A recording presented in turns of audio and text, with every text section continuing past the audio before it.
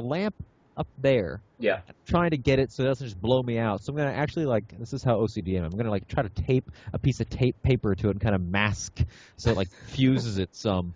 Right. I have tape right here. Hey. Hey, look at that. Is that scotch?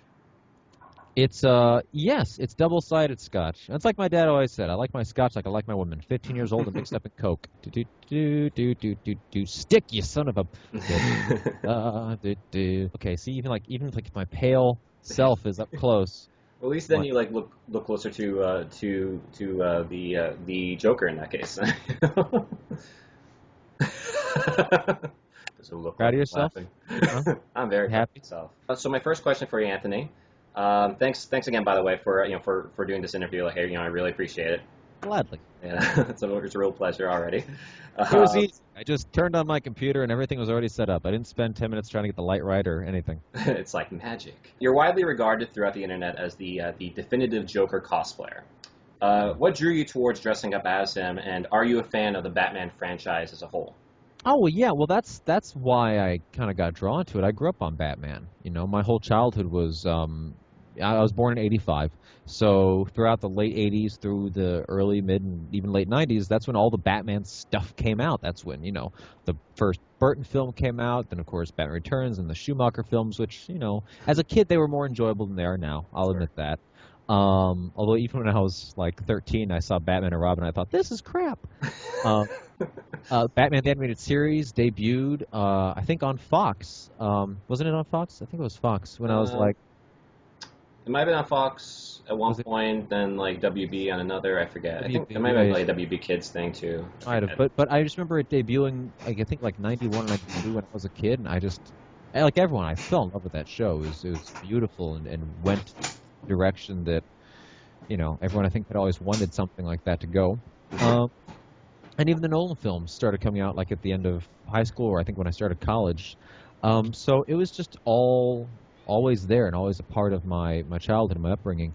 So I really fell in love with Batman. And then I got older, and I didn't end up being tall or broad or strapping, per se, with a square jaw. So I didn't think I could ever dress up as Batman. But the Joker seemed to fit, so I needed some sort of art project. And I just thought, I'll make a Joker costume for Halloween. Maybe see if I can win a couple costume contests, for laughs, basically. Yeah, that was it. That was it. I did it for the lulz. And it went so well on Halloween. I won 3 costume contests with it. Rolled in some money. I kind of almost started to pay for the costume. I was like, nice. I then thought, I should... just kind of on a whim, I was like, I should wear this to Comic-Con, but I should work on it more. I should spend the next 7-8 months just really honing in on it now. Then people really liked it. People put pictures on the internet, and then it got popular and spread, and then I had thousands of fans on a Facebook page I had to create to direct traffic away from my own. Right, yeah. So there's the answer to your question on your next 5. Oh, hey, here's a handy cool little costumey fact a lot of people might not know. My cane, the Joker cane with a little cane head on it, it's segmented for easy travel. When I put it together, it's actually sectional. So you have the bottom section here, and this unscrews. Isn't that the cleverest thing? That's a pool stick, isn't it? Top here unscrews as well. Yeah. And then there's a screw on the top that screws in. And yes, it is a pool stick. It's a pool cue. Because it tapers nice and has a nice finish to it. It didn't do much to it. Just kind of add some gold to the bottom and a little bit of design. Yeah. And this one was great, too, because it has this almost leather-like finish around the middle bit, so it's a good grip. Nice and sturdy, yeah. They just cut it down, and it worked well. How dare you cut me down? Trimming me left and right. That's what I do best. For those of you who don't know, you've been into acting since the age of 14. True. That's true, yeah. It's a fact. Where did you find that out? How did you get a little something called IMDb. Oh. Okay, all right, go on. All right. Clever James Lipton-like man, you. What are some of your favorite memories early in your career? Career. Oh, that's career. Sounds like I've been paid to do what I like, which I've not. Someone out there, please help me if you're a man, team, or an agent. I need your help. something happened when I was about 13 that really sparked the interest in me to start performing and acting. And I remember then being 14, my freshman year of high school. That's when I first joined the theater department at my high school. And during lunch, it was orientation day. I didn't have any actual classes yet. But during the lunch break I decided to walk into the theater room. And I immediately felt something I'd never felt before. I felt like I was home. I was surrounded by nothing but kids at the time who were like me. They were hyper and they were really energetic, and they had like this spark in them, and they had this sense of humor, and they were funny, and they were interesting, and they were goofy, but they weren't being mocked for it, or they weren't being taunted, or they weren't being rejected or turned away from. They were being embraced by it. You found your calling, basically. And I just thought, like, I'm home. This is where I belong. So basically, at the very beginning of it, more or less, it's just like you knew that acceptance was there within you. I knew that was right. Yeah. Yeah. Cool. So let's see. The biggest movie. Okay, so this is getting into your movie, actually. The biggest movie you've worked on so far was a small indie film called Flower. What would be your elevator pitch for it, and which inspirations, if any, did you have when making it? Moonflower, the quick pitch is it is a Terry Gilliam-esque surreal fantasy adventure, very funny, but it's bookended by a contemporary dramatic story about an actor dealing with a tough breakup and coming to terms with it through this sort of adventure, through this kind of dream world. And then kind of inspirations for it. I don't know if there's anything that directly inspired it or influenced it consciously, but it did become, in a lot of ways, kind of an ode to Terry Gilliam. It has a similar structure to it, like Time Bandits, where it's sort of this episodic, kind of surreal, funny, kind of quirky, Python-esque humor. So I guess that would be that. Yeah, it's strange actually, because just you mentioned that movie, and also like Monty Python. Also, I kind of got that vibe when I watched like the trailer for it the first time. Like, this seems to have some like shades of here and shades of there. Well, here's the funny thing too that people don't realize. Monty Python, the members of it, actually had a really big influence on surreal and existential comedy and movies since they started. Not only through their own work, which is always very surreal and existential, especially by the time you get to like the meaning of life, which is just what the it's mind blown. It's really, there's some stuff that you're just like, what the hell am I watching? But it's great. But not only that, but Terry Gilliam, one of the members of Monty Python, the only American member, went on to make films like Time Bandits, Brazil, The Adventures of Baron Munchausen, The Imaginary of Dr. Parnassus. Some of these films that were pivotal in that sort of genre in American cinema. And also even Terry Jones of Monty Python wrote The Labyrinth. Which was a very influential kind of fantasy film, one of the few good fantasy films that came out in the last couple decades. So it's interesting that their tastes really did transcend beyond just their own comedy sketches and influence the culture as a whole when it comes to fantasy films and surrealism. There's a web series coming out soon called The Batman Chronicles, nice. With you in it actually playing as the Joker. Did you? Nice. That is awesome. I know, huh? What can you tell us about the project, and who is your personal favorite performer playing as the clown Prince of Crime? I will be political with the second part, and honest. And the first part, let's see. About the project. Well, like we've said, kind of just the general pitch for it is a 3-part kind of episodic fan film following a young Batman and his first encounter with this infamous villain. It's sort of like an unofficial Batman year 2.5, kind of, It's after year 1, but it's before anything else really developed. So you have characters like Commissioner Loeb, you have characters like Lieutenant Gordon, not Commissioner Gordon yet. And it's a young Batman. He doesn't have all of his gadgets yet. He doesn't have all of the tricks. He doesn't know everything. He still has a suit that it's not armored. It's not this badass, electronic, crazy. Right. It's not that, because it wouldn't be. It's a young Batman, so it's very practical. It's very functional. We even went that direction because I did a lot of the costume design. I did the Batman costume design and the Joker costume designs, and that was sort of the approach was, what is functional? What could he have actually made himself and built himself, but that is still following the design aesthetic of Batman and of a heavy-duty, practical kind of shit-kicking Batman. Right. That's one of the things that bothers me about the look of the new Arkham Origins game. I loved the Arkham Asylum games, like the design, the look of it. I never really played because I'm not a gamer, but I'm a designer, so I love the design of it. Mm-hmm. But Arkham Origins is supposed to be like, a couple decades before. It's a Sure. younger Batman, and yet his suit is even more robotic and even more armored. And it wouldn't be. That doesn't make any sense. Why would some 24-year-old Batman have this crazy robo armor suit? That doesn't make any goddamn sense.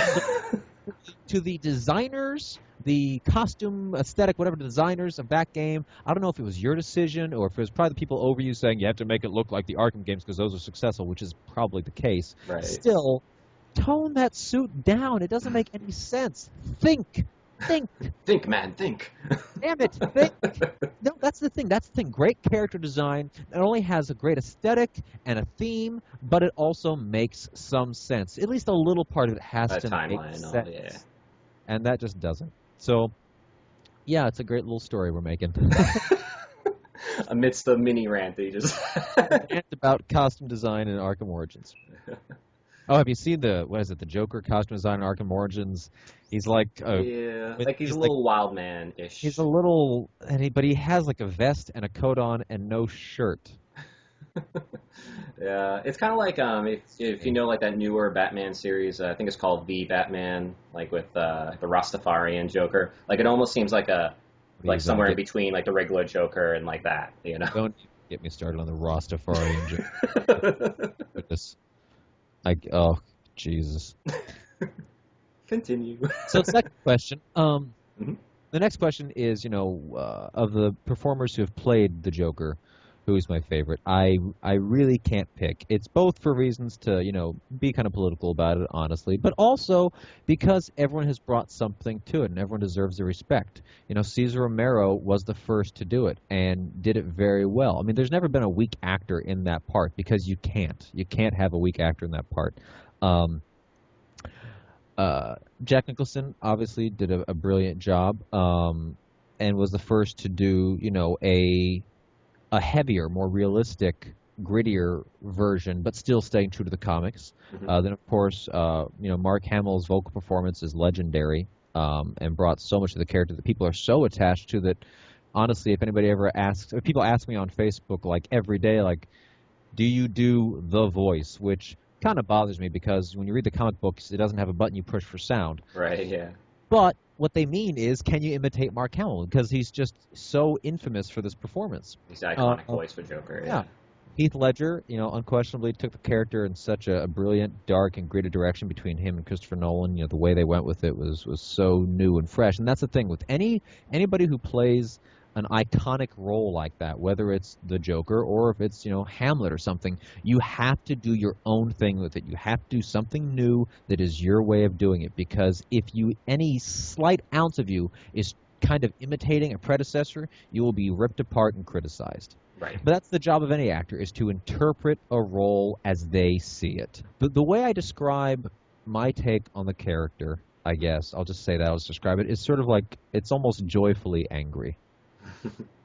Because there's some moments in that where he really is pissed off, but he really enjoys it. Yeah. And that's what's amusing and kind of messed up about the character, is that he's enjoying his occasional rages of fury, and when he loses control, he loses control. Mm-hmm. But he kind of enjoys it, and that's the great thing about the character. That's what makes him so likable, is that he's having fun while doing not the nicest of things. And there's that mix. There's both emotions going at the same time. That's what makes it so interesting and so rich. This is the way I wrote about him. He has yet to rot. He's yet to rot. He's bittered. He's not bittered by goals not accomplished or met. He's not festered in Arkham or twisted by failure. There's no drive in him yet to kill the Bat or to watch the citizens of Gotham suffer, because they have yet to abandon him. He's young, fresh-faced, starry-eyed to the world, only wanted to be embraced by the people. His dreams are bright and have yet to be tainted by unsatisfying truths. He is, however, a sociopathic lunatic who will stop at nothing to achieve his goals and lacks almost all empathy for those who stand in his way. So there's that. With him, even like finding like enjoyment, even like in his own like rage, it's almost kind of like him, like just kind of like wallowing in the chaos, basically. And like it kind of goes back to like with like the Dark Knight, like with him, it's like, I'm an agent of chaos, like that. really sums him up so perfectly well. Even if things aren't going so well for him, he loves it because it's something unpredictable. It's interesting. It's interesting. That's the most important thing is, being entertained. He's got to be entertained. And if you're not entertaining him, you're kind of standing in his way. Right. Oh, hey, quick cameo appearance. Ryan Cerruti. Jackass, lean in here. There it is. Come on, dude. We were editing. So, and now we're taking a pause. What's funny is by the time this interview is done, he's going to be like, I got to go. And then, I'll just be left to edit the rest of it myself, which is fine. Definitely. YouTube.com/realbutter. What? Oh, sorry. YouTube.com/realbutter. REEL butter. I won't say it again. YouTube.com/realbutter. And speaking of real butter, there's this movie review show on YouTube called Real Butter that you co-host. What got you involved with that? And what are some of your all-time favorite films? What got me involved with that? That's great. It sounds like it's a professional thing that actually took what got you into that, man? It's like a reality show. No. Ryan had this idea, and we met for lunch with a couple other people who were going to help us write it. And then I stayed on board, and other people kind of fell off a little bit. And then, I don't know, we'd done a couple camera tests. We knew that, okay, it needs to have a certain look. We need to figure out what the look is. So we'd done a couple camera tests in his living room. And then I went over to his place one more time to do a camera test, and I just sort of said, why not just shoot an episode? Okay. And we just made up the format, because it has a very clear format that it follows every week. Mm-hmm. We made up the format on the spot that first time, edited it together, and was like, hey, it works, cool. And that was just sort of it. And then just kept doing it every week. I mean, it's evolved a little bit. It's definitely gotten funnier. The first couple episodes weren't. I think by the third episode, we kind of found the right rhythm to it. Quicker paced, more, not being afraid to just kind of have bizarre humor in there, just weird. Honestly, I feel the best episodes, my favorite episodes, are the ones that do have the most kind of Monty Python-ish humor, the most kind of just existential, random, and here's this. And we're back. Hey, remember that we just had? Moving on, as if it never happened. Right. I like those, What are some of your all-time favorite films also? Honestly, I could not say. And I think that's why I want to work in film so desperately, and why I love making films myself so much, and why I just want to pursue that in whatever facet I can, whatever capacity I can. Because I just love so many movies. Honestly, I've seen thousands and thousands of movies, and pardon me, I prefer most of them. Here, I'll just read to you what's on the most forward-facing shelf on my DVD wall here, just to show kind of the range. Clear and Present Danger, Some Kind of Wonderful, Baz Luhrmann's Romeo and Juliet, Anchorman, Mary Shelley's Frankenstein, directed by Kenneth Branagh, Amistad, Carlito's Way, A Fish Called Wanda, The Rocketeer, The Terminal, Last Chance Harvey, The Birdcage, Mrs. Doubtfire, Dogma, The Prize Winner of Defiance, Idaho, The Ice Storm. It's a great fucking movie. Yeah, I've seen that. Punch Drunk Love, Once, Les Miserables, A Dead Poet Society, Go, The Chipmunk Adventure, Batman Returns. I mean, honestly, I just love movies. That's just the truth of it. I just love movies. I understand that your girlfriend is pretty big into cosplay as well. How did you two meet, and what kind of effect has cosplaying had on your relationship? We met via a mutual friend on Facebook, actually. She was tagged in some photo. He's in a band, and she was tagged in some photo with him. And I thought that he had posted it, and she just got tagged in it. I didn't realize that she had posted it and tagged him. So it showed up in my little Facebook news feed. And when I saw her just hugging and just smiling, and I saw her face, I just thought she was stunning. I thought she was just the most beautiful thing I'd ever seen. And I made some offhanded comment to my friend John. I said, "Oh, John, you always get the stunners. Maybe I should learn to sing and play guitar." And then she liked that comment. So my thought was open invitation. Hi, how are you? Just start talking to her. Yeah. And so I just started sending her messages, and we started chatting a bit. And within a couple of days, decided to meet up for lunch. And honestly, based on our online conversations, I wasn't sure how it was going to go. I couldn't tell at all. Because we only had one or two conversations, and I just thought, well, let's meet up for coffee. If nothing else, I'll get to go out for a drive, have some coffee in another part of town. Be something new, at least. And then just move on, and that'll be it, whatever. We met up at 1 p.m. I think we both thought we'd be done by like 2 or 3 p.m. And then, around 3 a.m. she finally said, I have to go home now. So, we just hit it off. Conversation just didn't stop. And it was great. And we've been dating ever since. Love her very much. She's wonderful. When we met, she had a Batman backpack on, I believe. I think that's what that was, because she had a couple backpacks at the time, and that was the one she was wearing when we first met. So it was sort of like meant to be. Yeah. The whole cosplaying together thing wasn't anything that was ever planned. Like, I just decided to wear this costume to Comic-Con. Again, unexpectedly, it kind of blew up on the internet. And then after a few months, after another convention, we sort of thought about it and thought, you should do Harley Quinn. Yeah, okay, let's try it. Because she had never, gone out in costume to a convention before. I'd never gone out in costume to a convention before. Doing the Joker, so it was, both of our firsts were big hits. That's kind of first time together, yeah. Yeah. So that's that. How has it affected our relationship? I don't know. It's given us something else to do. It's something else that can take up our time. It's another hobby, Like the last one I have here is you. Oh, it better be amazing. It is, and very recent, by the way. This is just like something that came up after like the announcement you made. So, are you waiting in anticipation? You literally just broke the news over Facebook about an upcoming move to New York. I did. I was like, that was today, wasn't it? That was today. That's right. Wow, you're on top of that stuff. First off, let me just say congratulations. Oh, thank you. Congrats to you. Congratulations. You're going to be starving. You're going to move in the fall and experience winter as like your first real season in New York. Don't die. Break a leg. Yeah, break a leg, shatter a hip, lose a wallet, get mugged. Oh, it'll be beautiful. Terrified.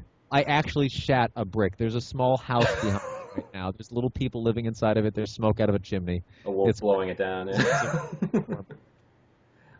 So what? I'm still in Southern California, so I can eat Mexican food.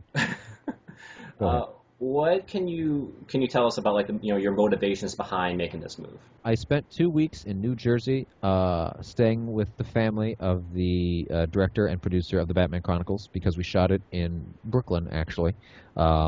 And then, of course, in that 2 weeks while I was staying with them, I also spent a lot of time in Brooklyn as well as New York City. I was, on board not only as an actor but as a producer. And so, in addition to, on any of the days when I wasn't actively on camera, I was doing producer stuff. But I'm like a line producer. I was a very on-the-go producer who's running around, making sure everything's taken care of, running errands, running into the city, going to a prop house here, getting this stuff here, running all around. And so became very familiar with the city very quickly.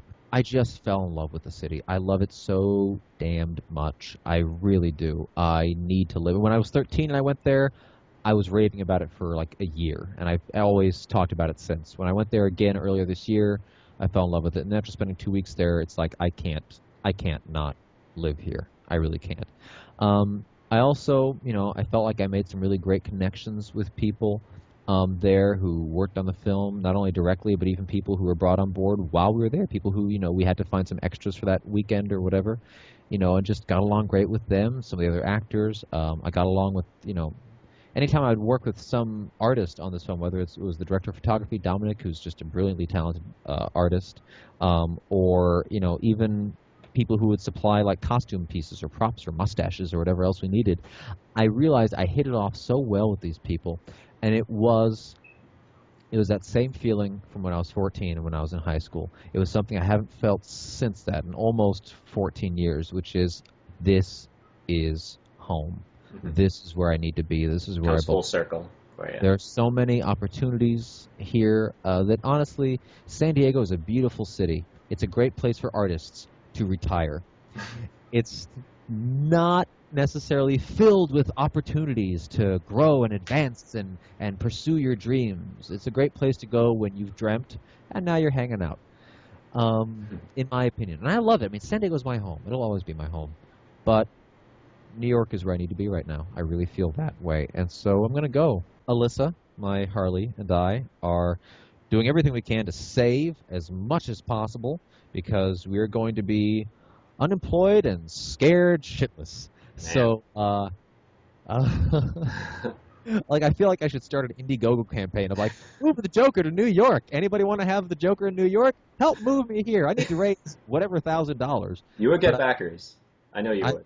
Really? See, I think I would just get torn to pieces verbally by people calling me out as being just a petty exploiter of my fans, which I would never want to be. I love my I don't fans. think you would. So No. I don't know. Maybe. Honestly, I don't feel morally okay doing it. Like Right, yeah. I just feel like the biggest shithead for doing that. So it's probably not going to happen. It's a whole other matter then in that case, yeah. I'll do this. I will probably 62% not start an Indiegogo campaign to get me out to New York. But if anyone would like to individually contribute to this effort to the Help Anthony Misiano and Alyssa King Move to New York Foundation, I will happily accept a donation. Just get in touch with me via my Facebook page. Send $1 to Happy Dude. Don't say no. Send $1 million. Yeah. I bought a lotto ticket the other day. I bought 3 lotto tickets the other day just because I'm like, maybe it'll help me move. I didn't win because it's the lotto. You don't win. No. But then again, it's the same odds that I have going to New York because that was my thought process. You know what? You can't win if you don't play, and God damn it, it's time for you to go and play because I've been waiting too long. That's right. Yeah. Yeah. I mean, thanks again for doing this with me. Like, I really appreciate it. This was a very fun interview. Yeah. I've had some terrible ones. This was grand. No, I haven't had any terrible interviews. This was good. Yeah, definitely. Yeah, like you kind of like a little bit like European in there, like this is grand. Oh yes. Ain't this good? I had a jolly good time. Thank you so much. What time is it? It's 6:48. Dear Lord, I have to go to bed soon. No, I have to edit real I'm rather knackered. So damn sleepy. I've got to edit real butter now. These are awful accents. He's here all night, folks. Oh, yeah. I'm here all night. Try the Tony. I'm No surprised ways. I didn't do anything weird during this interview, like really weird. Like normally I try to mess with the camera. I'll put like tape over it or something. I wonder if I can. I wonder how clear this tape is. It might give me like. Hang on. Let's see if it gives me like an airy kind of. Oh, look at that! Look at that! It's like a beauty shot. This is great. Hang on. That or like a freaking like a steamy sex scene or something. Hi there, internet.